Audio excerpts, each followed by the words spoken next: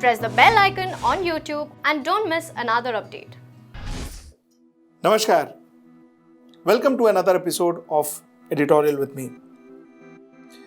I have three topics as usual today. Three very important topics that concerns our nation. So, three important topics, and my first topic is Maharashtra in particular and India in general has seen a whole horde of MLAs, MPs, party workers going and joining Bharatiya Janata Party. My first topic will be telling you a story from Maharashtra as how this exodus is actually happening. My story number two concerns the UAPA and the fact that UAPA bill has been cleared in the Lok Sabha.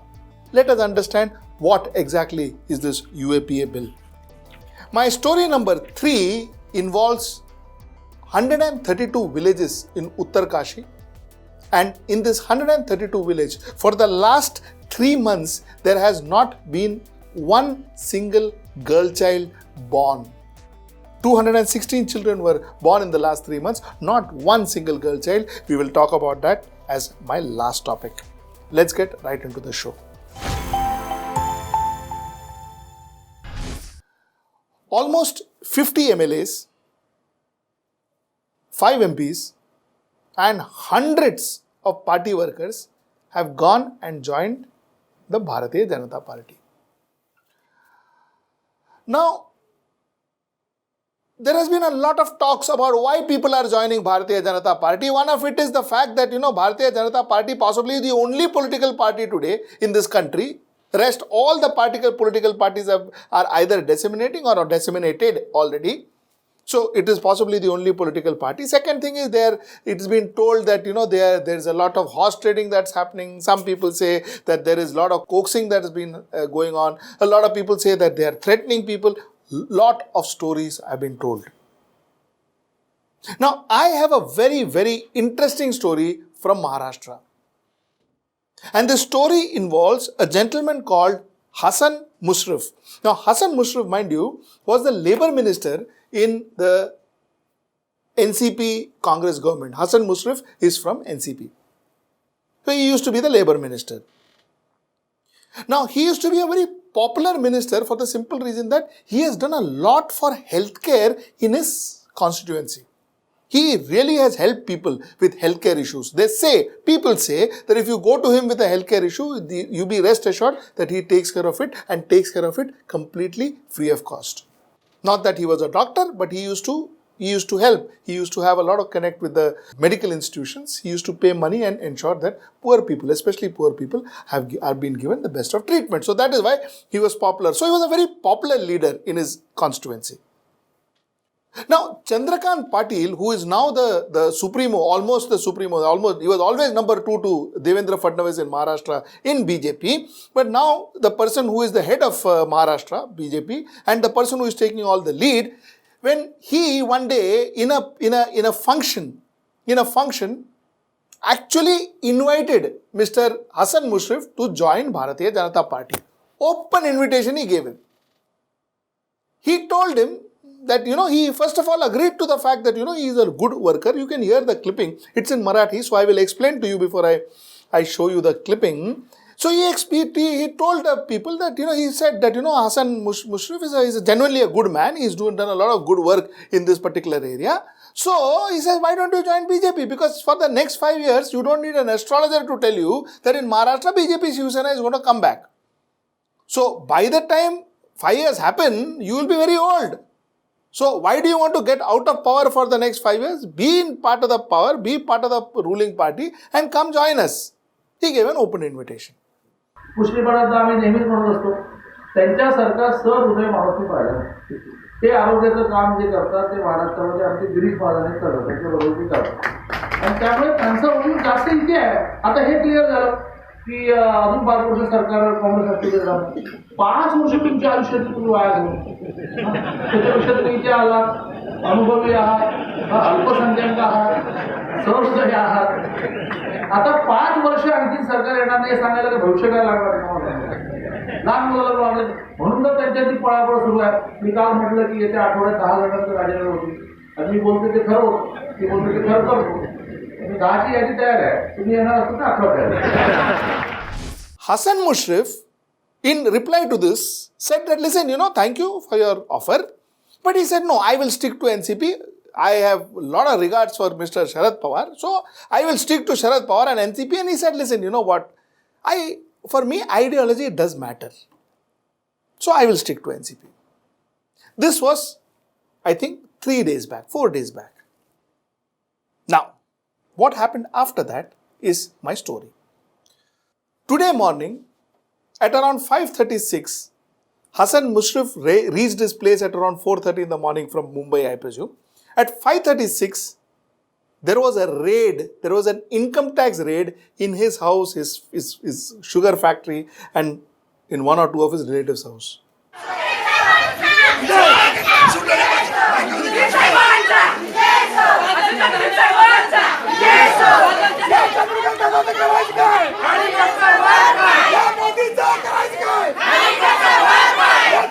वय काय 20-25 वर्ष झालं आमचं नवरा भरून आम्ही कसं जगायचं? मला अटक करून दे. हा बदल कोणी केलं नाही. अरे 15 वर्ष झाले साहेब करायचं आहे. आम्ही हक्काने येतोय साहेबांच्या दारात.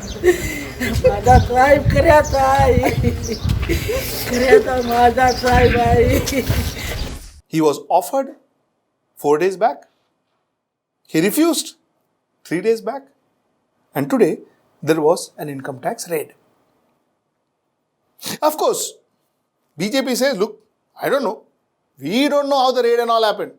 Raid must have happened because income tax wanted to raid him. It has got nothing to do with our offer or nothing to do with the fact that he has rejected our offer. Deja vu, because this happened before too. This happened with Indra Jaising also. That Indra Jaising stood for the victim of against the Chief Justice. Her house was raided, but everybody said it is two unrelated incident. Likewise, even in Maharashtra, they said it's two unrelated incidents. For Mr. Hassan Mushrif, the offer given to Mr. Hassan Mushrif and the income tax rate are two different incidents. They've got nothing to do with each other. Is that believable? Is that digestible? Forget about believable. Is that digestible? Do you think that it is unrelated? ठीक है, चलो, let us assume it is unrelated. My next question then is, Mr. Chandrakant Patil is a senior most minister right next to the Chief Minister of Maharashtra. So, senior minister of Maharashtra. 3 days back, the senior most minister of Maharashtra went out in a public forum and said that this man is a very good man. He works for his constituency. He works for his people. Why don't you join me? So, are you calling criminals to come and join your party?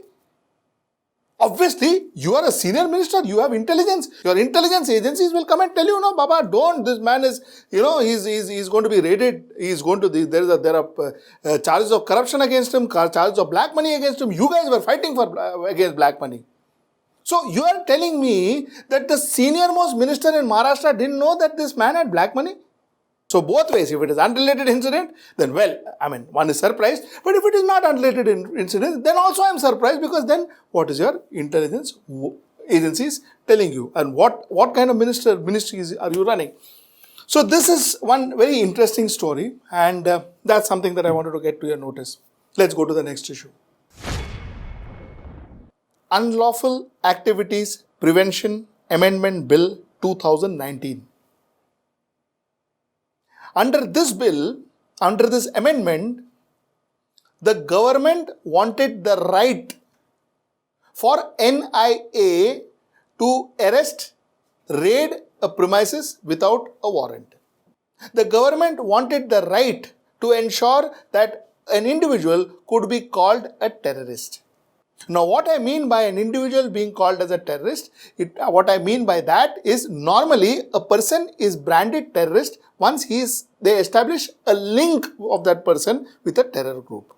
Then he becomes a terrorist. Now, there is no need for that. You can catch an individual and tell him that, listen, we have reasons to believe, which is normally the technical term that is used. Reasons to believe, and you'll see a lot of this in the future. Reasons to believe that he is a terrorist, so he is a terrorist. He can be picked up, taken to the NIA office, put behind bars.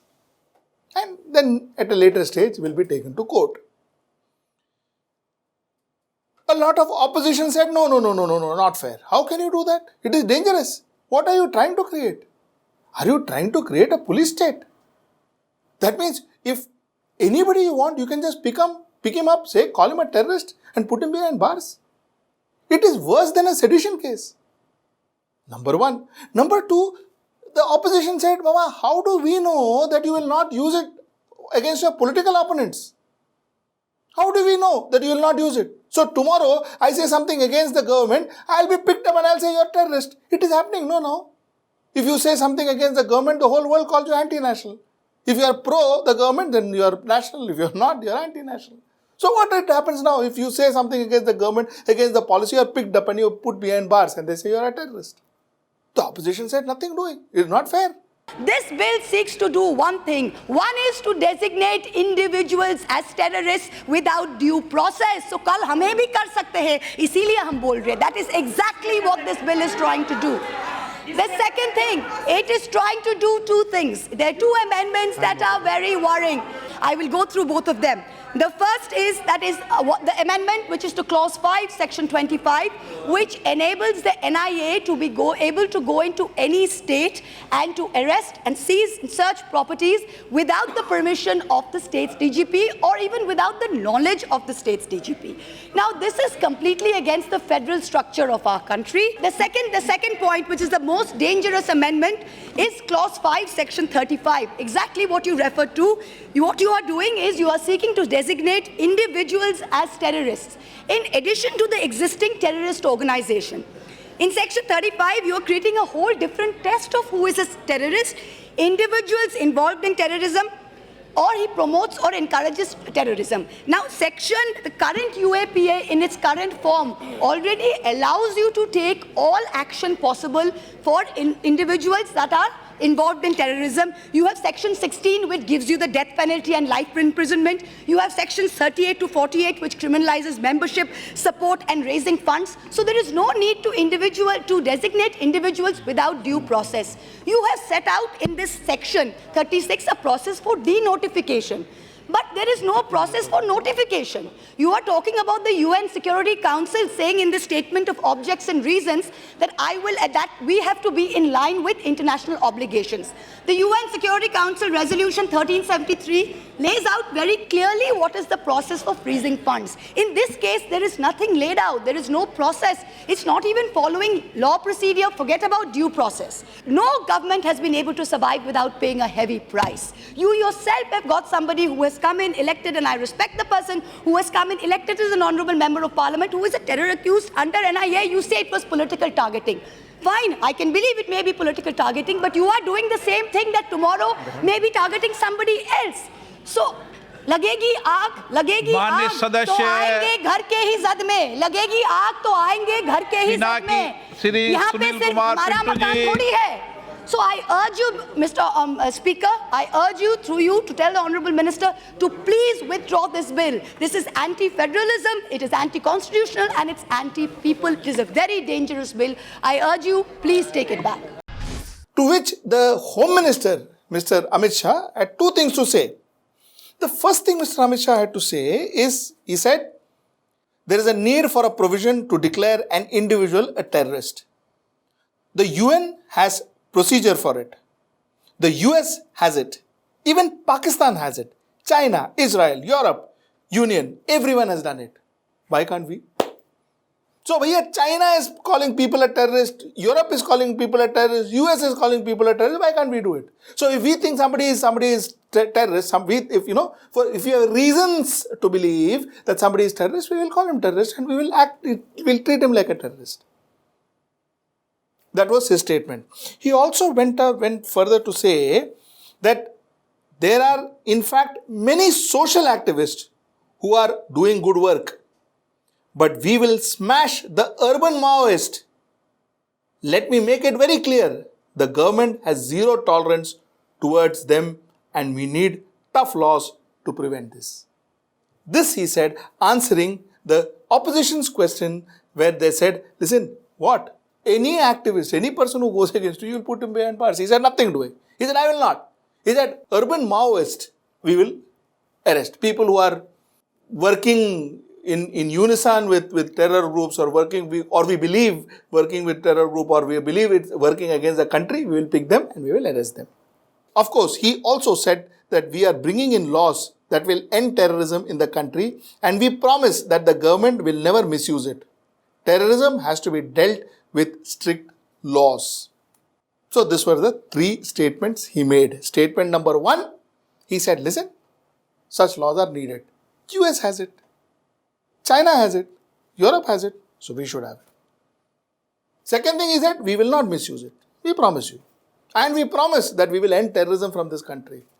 And the third, he said, is, you know what? People who we believe, and we have reasons to believe that they are urban Maoists or the so-called urban Naxals, we will pick them up and we will call them terrorists and put them behind bars with this law. Obviously, the law was passed. There was no doubt about it either. The opposition walked out. Not that if they were sitting there, they would have made a difference. That made no difference. So the law was passed with a whooping 284 votes in favor and 8 votes against the motion. So the law was passed like this. It'll go to the upper house now. Chances are it'll get passed there too. So this is it. This is what it is. UAPA, a law that can now call anybody a terrorist if the enforcement feels so. 132 villages in Uttarkashi, in a state called Uttarakhand, had no female child for the last 3 months. There were 216 births and all the births were male. Now let me give you some facts like we normally do.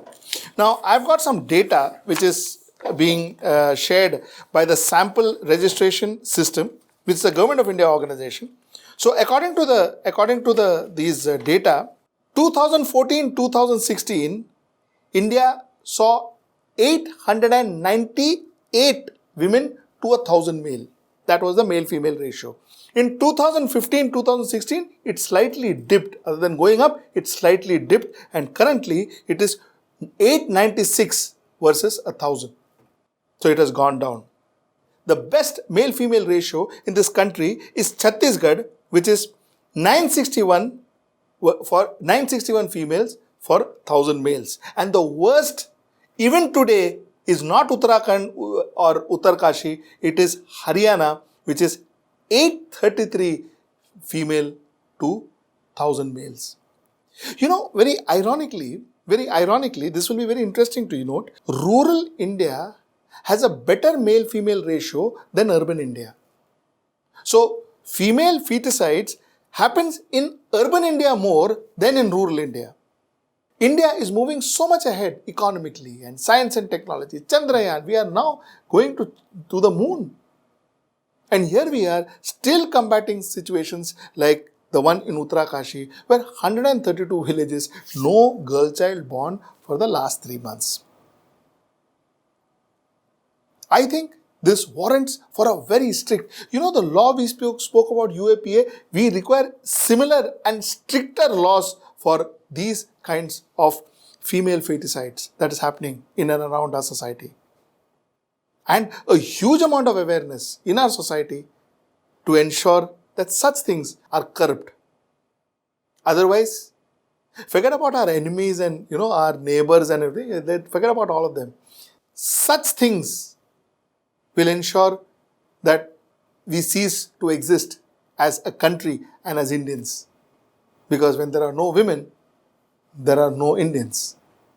So this is my story for today, and just one request. If you like our work, if you like the kind of information that we are getting to you, do subscribe us, do share us. Because if we have to exist and we have to ensure that our message goes to every Indian, then it's only you who can help us.